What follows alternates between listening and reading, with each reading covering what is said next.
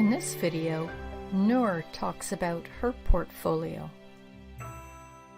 In my English course, I use a portfolio to collect examples of my work. My portfolio is in my language companion. In class, we practice English for everyday tasks. For example, making an appointment, writing a text message to a coworker, or having a conversation with neighbors. Some of the activities and tasks are just for practice. Others are for assessment. They are called assessment tasks. When we do tasks, we think about how well we do them and what we want to do better. This is called reflecting. Sometimes we write down our reflections. We also talk about them with the teacher or a classmate. Sometimes the teacher observes and gives comments. They're called feedback. The teacher can write down the feedback on a special form or just talk about it. In my portfolio, I collect papers that show my learning, my tasks and my reflections, my classmates' comments, and the teacher's feedback. Later, I review my portfolio and think about my learning, what I can do well, and what I still need to practice. I also talk with the teacher about my progress. Using my portfolio helps me work towards my goals.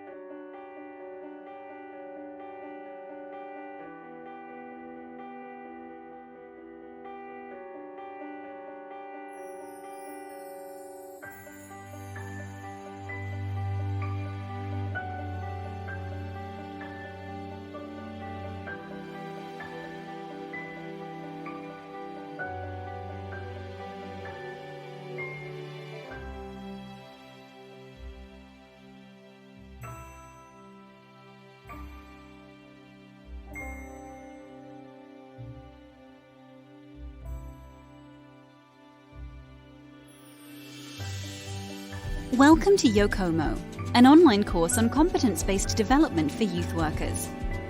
What is competence and a competence-based approach?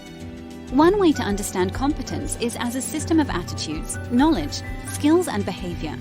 Youth workers are learning throughout their professional life, increasing their knowledge, practicing their skills, and adjusting their attitudes and behaviors. If this learning is approached more consciously and youth workers embrace a framework and structure for the development of their competences, the results can be more comprehensive. Nowadays, learning is perceived in a dynamic way, and learning paths are open and multiple. The focus is moving towards learning as a lifelong and life-wide process, with an emphasis on the development of competences. A competence-based approach can be perceived as offering a framework and a process, both with the aim to capitalize on learning throughout a whole range of activities and experiences over a longer period. The framework takes into account all types of learning in many different areas and contexts, which can include learning that takes place not only in school, work, volunteering, free time activities, but also learning in household and family, big social and/or political changes, and so on.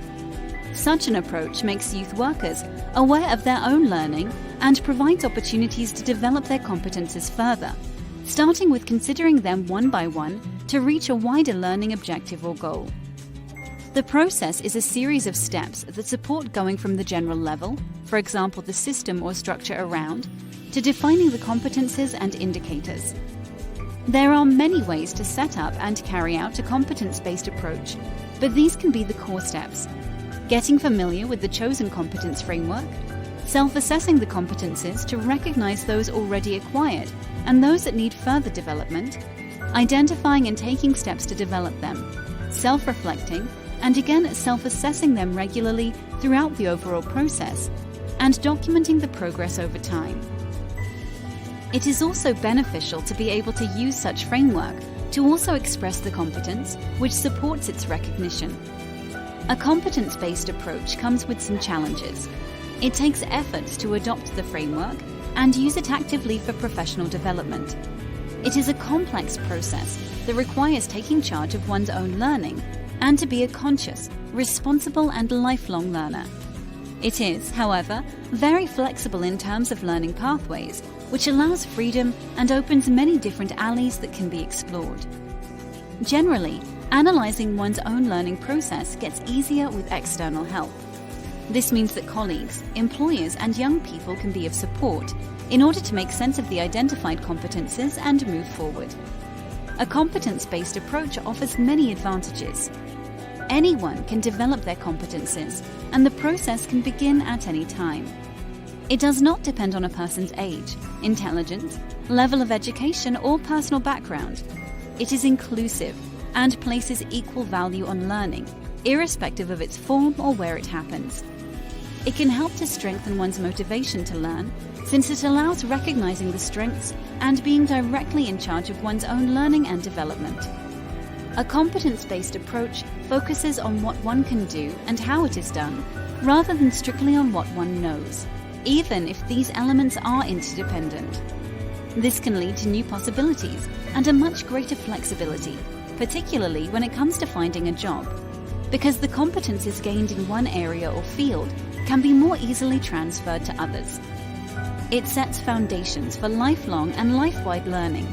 Learning to work with competences is a competence in itself, and it can be applied in many areas of an individual's life.